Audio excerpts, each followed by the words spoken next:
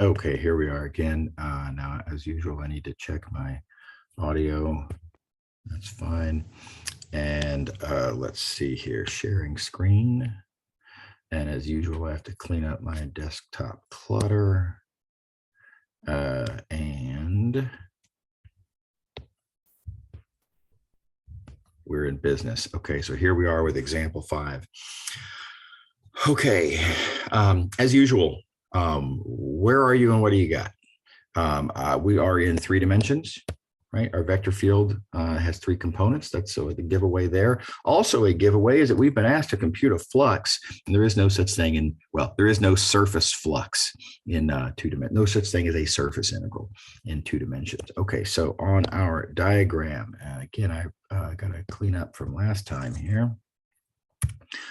We are in R3, looking at the R3 diagram. And again, you know, look, don't forget there's an R2 diagram up here. And for the appropriate questions, you got to look at the R2 diagram. These are in R3. So we're there. We've been asked to compute a flux. There's our fluxes. And when you've been asked to compute a flux, that vector field you've been given, the diagram, come here. The diagram suggests I should compute the divergence of that vector field.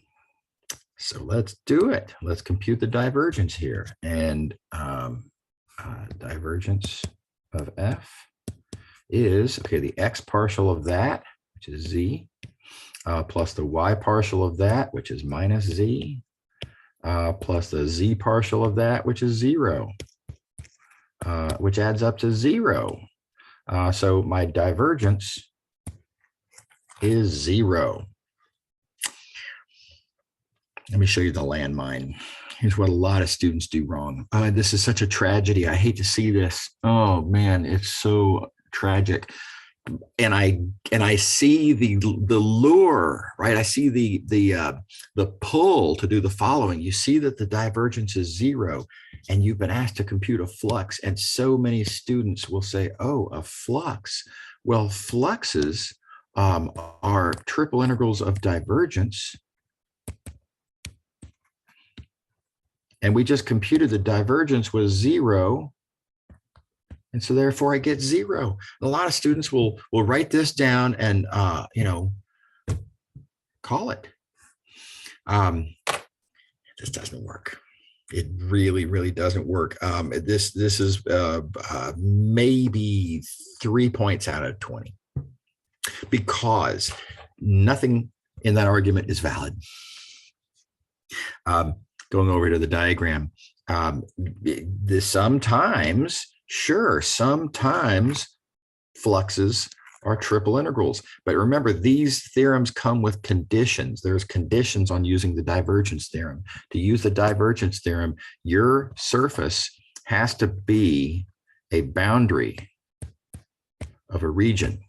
There has to be a solid whose boundary is your surface. You have to have an anti-boundary surface, however you want to see it. Is that the case here? Well, for one thing, it's not. For another thing, the student did not address it, right? This hypothetical, argument here where the student writes, that. So, in fact, this surface, though, is not a boundary. We can, let's give an exploration of that real quick here. And I guess I'm going to clean up this. Okay, let's think about our surface. Our surface is, well, there's an upside down paraboloid. We're looking specifically at the part of that paraboloid where Z is positive.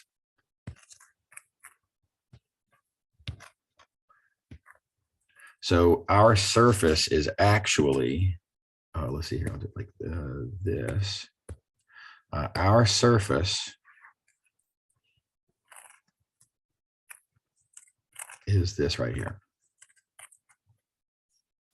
Okay.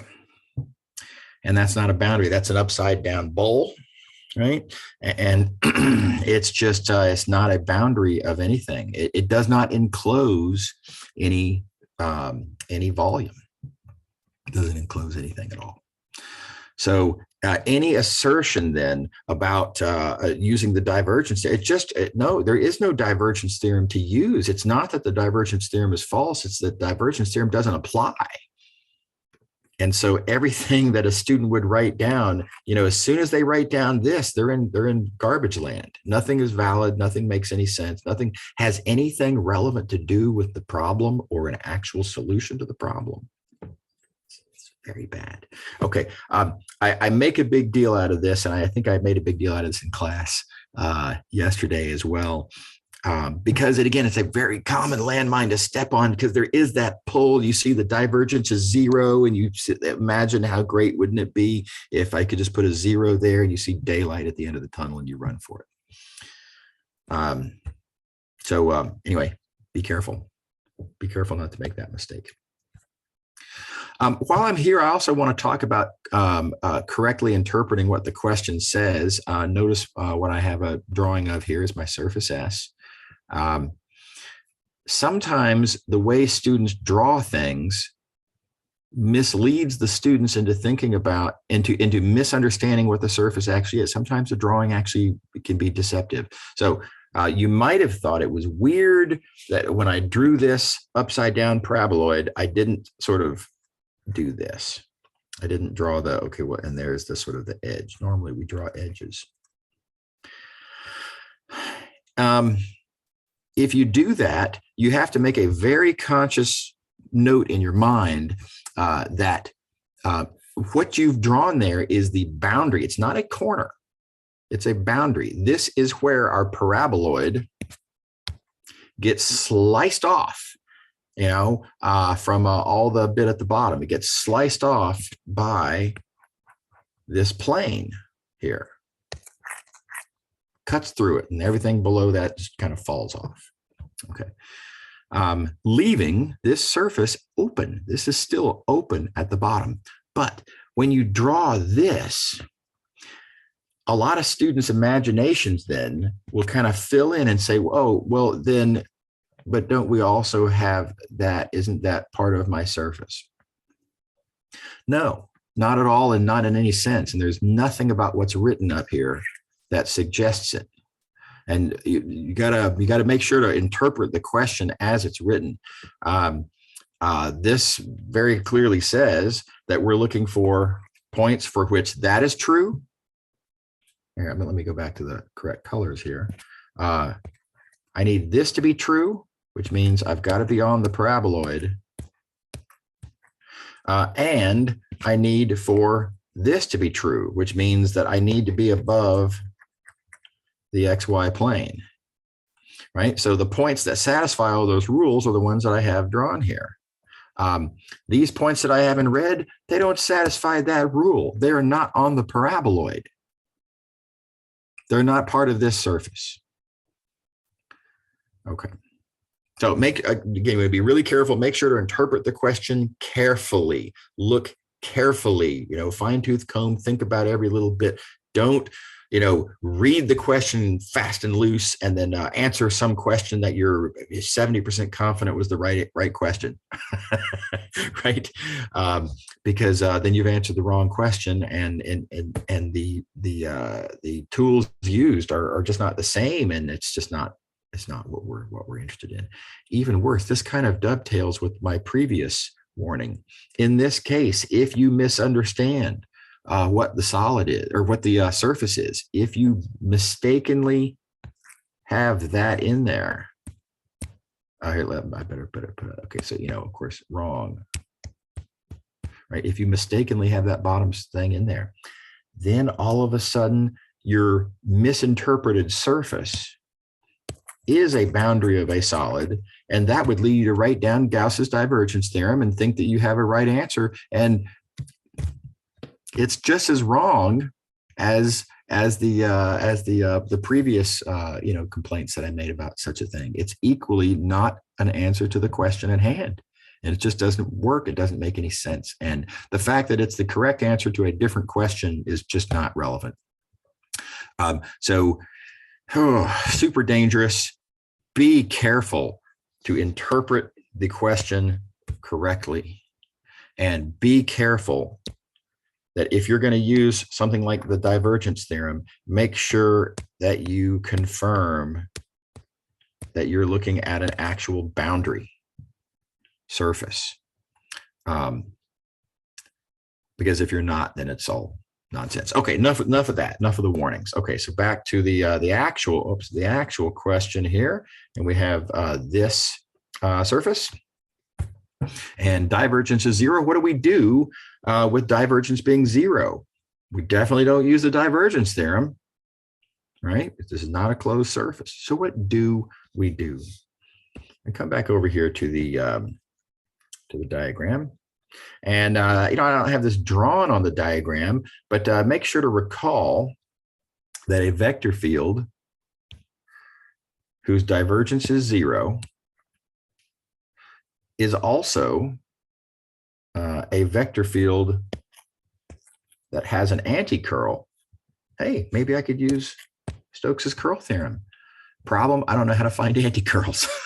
Right, so that doesn't really, I mean, so that, kind of, but ultimately not really, because we don't know how to find these anti-curl vector fields that we would need if we were going to use Stokes's theorem. So that's not really an option either. But there is this third equivalent form.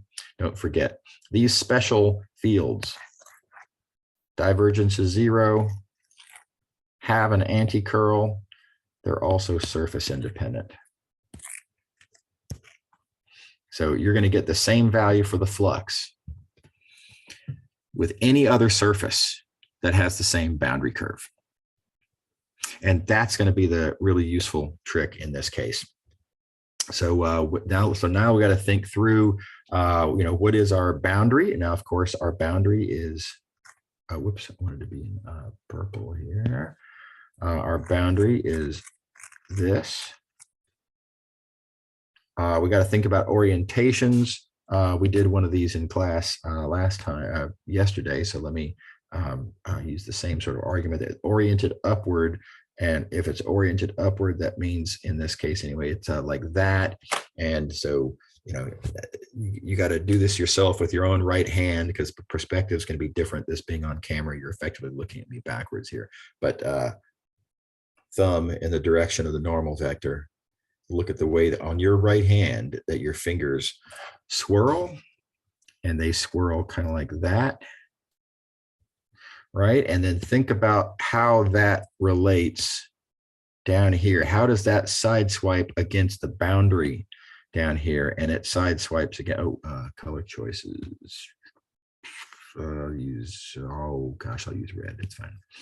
It sideswipes that way.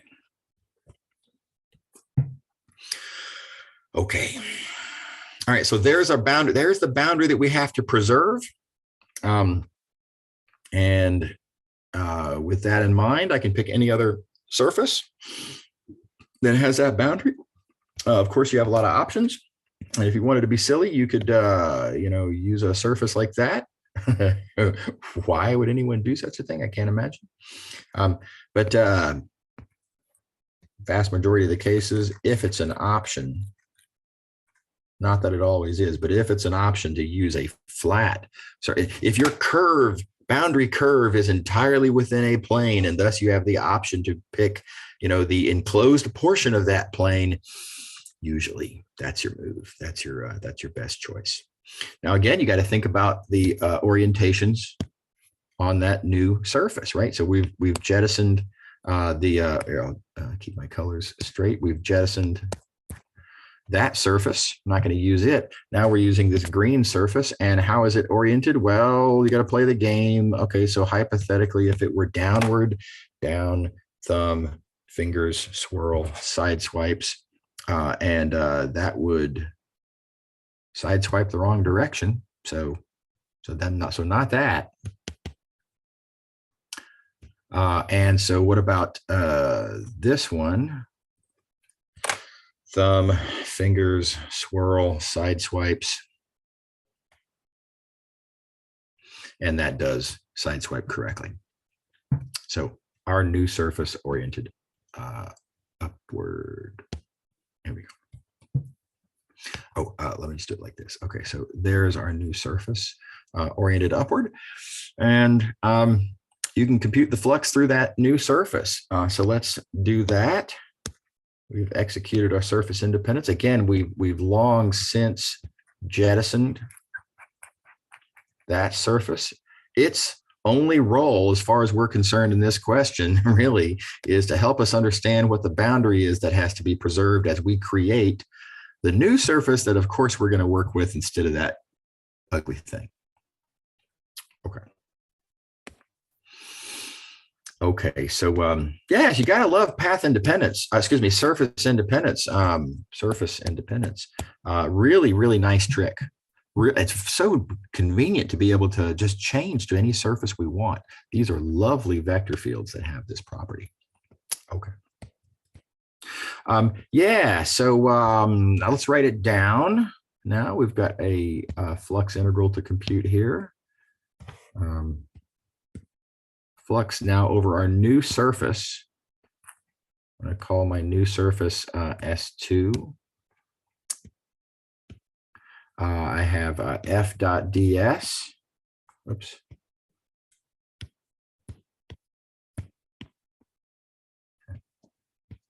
Which, of course, you can write down several different ways. And if you want to parameterize, you could. But in this case, look what happens.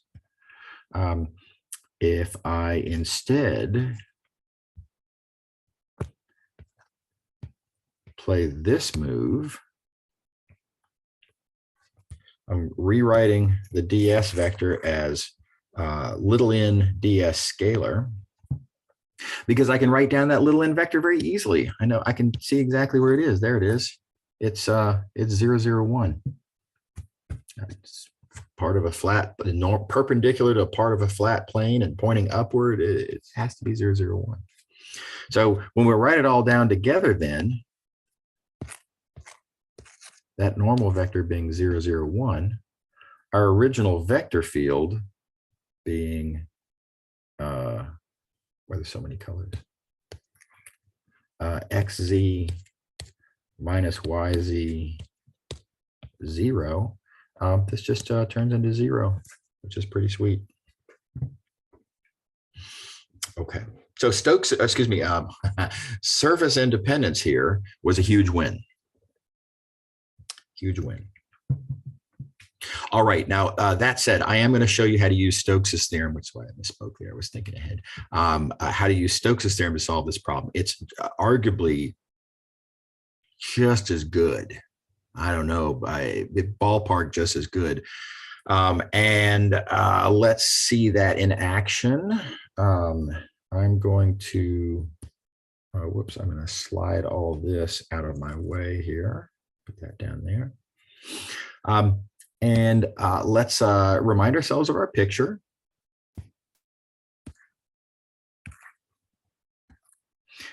We have our surface is like that.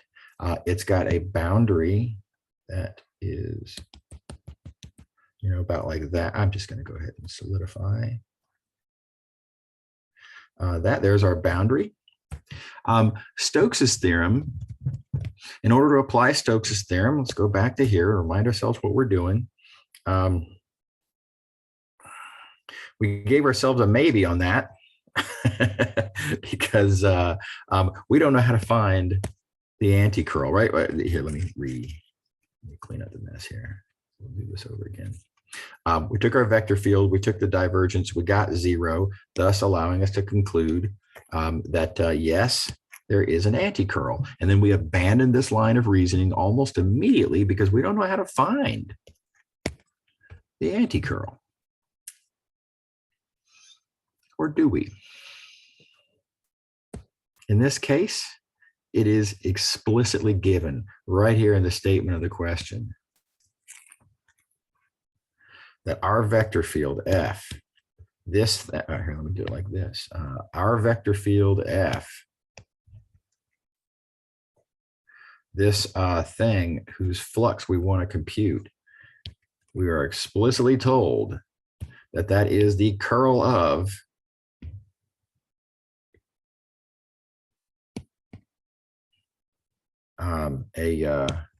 an explicitly given field here. I didn't even give a name to it. I guess I'm going to give, let's call it G. It is the curl of G. So my anti-curl is given. So, you know what? We can use Stokes' theorem after all, as it turns out. Stokes' theorem, again, the anti-curl is given. It's G in this case. So, you know, this diagram is generic, of course. But a line integral around the boundary of the anti-curl field will compute the original flux for us. So, okay, back to here, we're going to be looking at then a line integral. Line integral around this boundary curve, boundary of S, of our anti-curl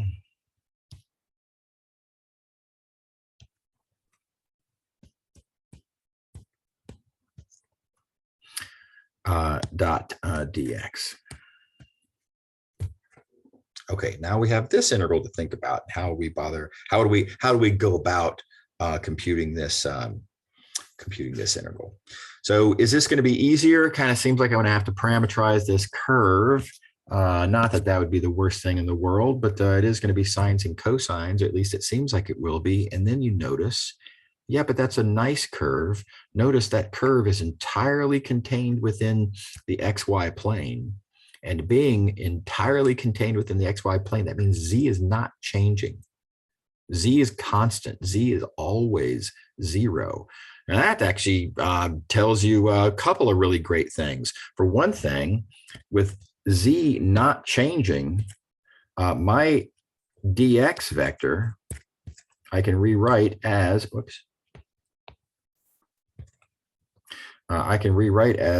dx dy, and it's tempting to say dz, but z isn't changing. So dz is 0. And the other observation that you can make is that, well, as I just said, on our curve, z is 0, and that makes that 0. Right? So for more reasons than we need, this dot product is 0, and therefore that integral is 0. So, you know, take your pick. Do you like this Stokes' theorem, you know, anti-curl approach? Again, capitalizing on the fact that the anti-curl happened to be given. It wasn't immediately, I didn't use the word anti-curl is, right? But it's implicit in the algebra that's written here that I am telling you the anti-curl, right? Or if you like the surface independence argument, that's also really crisp. It's really efficient, and another fine way to do it. That surface independence approach down here, yeah, also just fine. And I don't know which one I like better, to be honest. They're both really good. Okay. All right. Last example. Again, in 3 dimensions. Again, we're computing a flux. Whoops. So going back to our diagram, again in 3 dimensions, again, we're computing a flux. So again, whatever our vector field is, we're going to compute the divergence just because it says so and because it's likely to be useful. We compute the divergence of this vector field, and let's see, divergence of F is X partial of that, which is 1, plus the Y partial of that, which is 1, plus the Z partial of that, which is -1, which adds up to 1, which is not 0. And that tells me right away, did not get 0. That means don't even think about trying to find an anti-curl using Stokes' theorem, nothing of the sort. That's not going to work.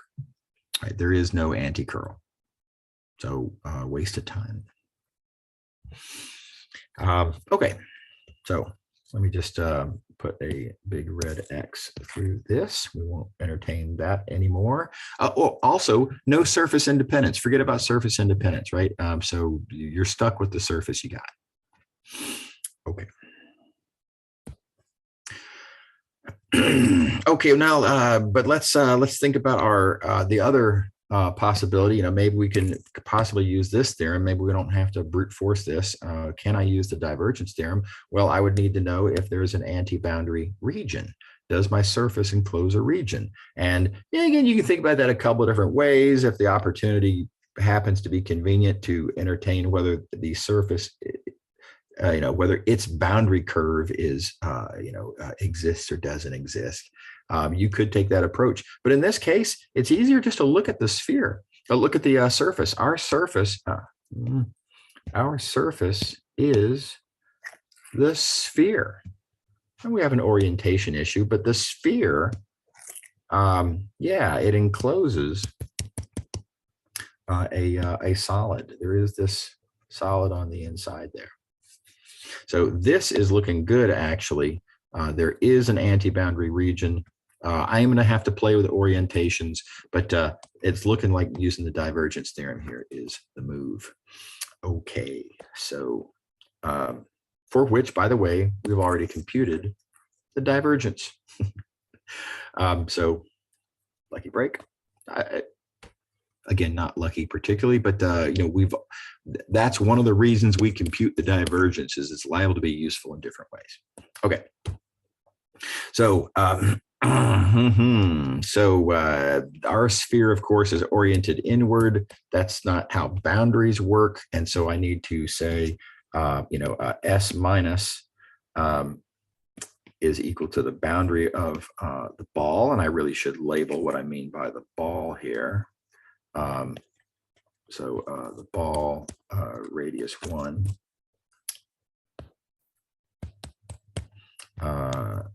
centered at the origin. Unit ball, I guess I could say even. That would have been easier. And then we proceed to compute as follows. We say the integral over S, well, that's the negative of the integral over S minus, which that minus sign, of course, comes along for the ride. The integral over S minus is the triple integral over the ball of the divergence.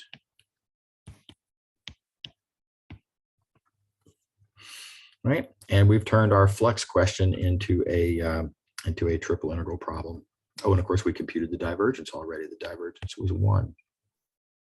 So I have a negative triple integral over the ball of 1 dV. And of course, now this is an easy geometry problem, right? We know the volume of the ball, and easy integral, and the flux we're interested in is the negative of that. Again, don't forget that this minus sign carries through from the original minus, which arguably really is kind of that, because the point is the boundary is oriented negatively. It's oriented opposite of the surface that we're actually getting.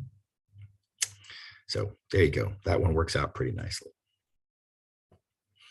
Okay, all right, those are my 6 examples. I hope these were helpful. There's a lot of tips and tricks and weird circumstances and landmines and things to worry about involved in these kinds of questions. And I hope this little tour of the area is going to help you to get good at computing these kinds of things. All right, see y'all in class.